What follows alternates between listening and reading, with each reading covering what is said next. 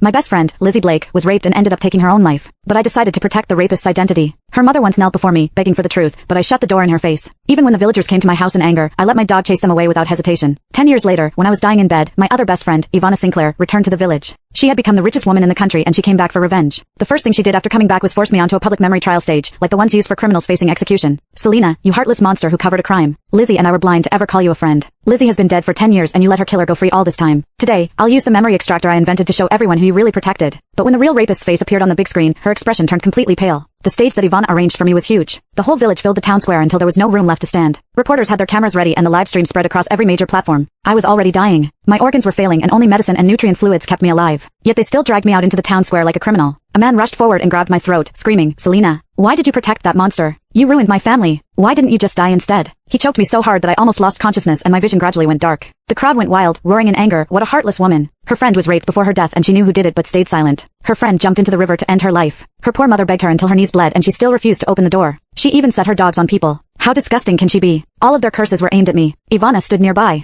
her brows tightly furrowed. In this entire world, other than Lizzie's parents, no one hated me more than she did. 10 years ago, Lizzie Blake, Ivana Sinclair and I were the closest of friends. However, after Lizzie was assaulted and took her own life in the woods near my home, our friendship fell apart. In her suicide note, she wrote that I saw the man who raped her. From that moment on, everyone believed I was protecting the rapist. And the truth was, I did protect him. Ivana stepped in front of me, her voice cold and sharp. "Selena, I'll give you one last chance. Tell me who the rapist is, then turn yourself into the police. It's not too late yet. But once I start the machine, the high-frequency pulses will crush every bone in your body again and again. You won't even have a chance to defend yourself." My face went pale in an instant. I struggled and screamed in panic, "Iva, no. You can't look into my memory." She grabbed my wrist tightly, her teeth clenched. "Scared now? It's too late for that. I'm getting justice for Lizzie." Tears ran down my face as I begged, "Iva, please, don't do this. If you show my memories, you'll regret everything." She gave a bitter laugh, her eyes red with fury. "Regret? The only thing I regret is ever calling you my best friend." 2 guards forced me into a metal chair. Cold cuffs locked my hands and feet in place. I struggled, but they pressed a heavy helmet over my head. 1,000 tiny needles stabbed into my scalp, digging deep into my mind. I screamed as my body shook violently. In that moment, it felt like my soul was being torn apart. Even so, the crowd beneath the platform stayed furious. Rotten vegetables and spoiled eggs flew through the air, hitting the stage as they screamed insults at me. "Fake friend. Rapist's protector. Go to hell, you witch." On the big screen, my memories began to play in reverse. The first one appeared for everyone to see. It was 3 days after Lizzie's death.